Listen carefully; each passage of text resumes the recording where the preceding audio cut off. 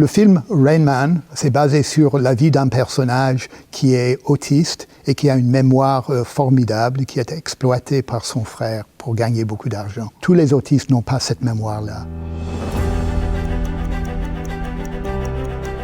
L'autisme est un trouble du développement, donc c'est présent depuis le début de la vie. Les trois principaux symptômes de l'autisme, c'est la perturbation de l'interaction sociale et la communication sociale, liée avec des troubles de langage et aussi des comportements restreints et répétitifs. Ça varie en fonction du niveau intellectuel de l'individu.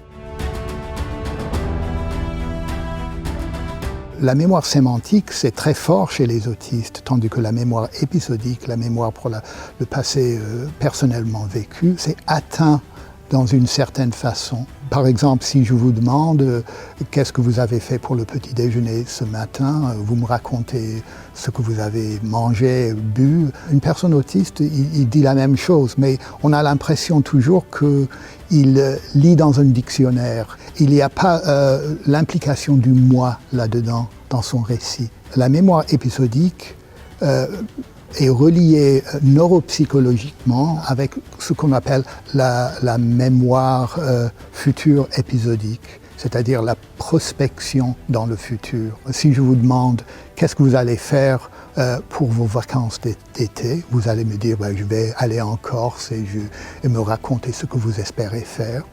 Et c'est un petit peu l'inverse de la mémoire épisodique.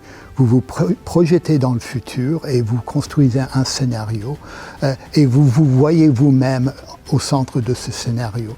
Tandis qu'une personne autiste a vraiment du mal à décrire un épisode futur cohérent et il y a vraiment une absence du moi là-dedans.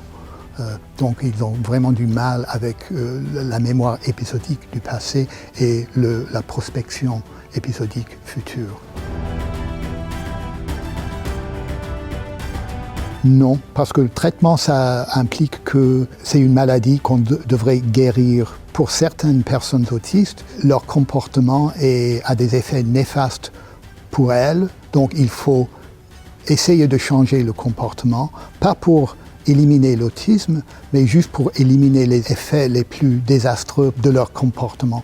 Il faut vraiment respecter l'individu et sa différence et aussi encourager la société à accepter l'autisme comme une forme de diversité qu'on devrait célébrer parfois.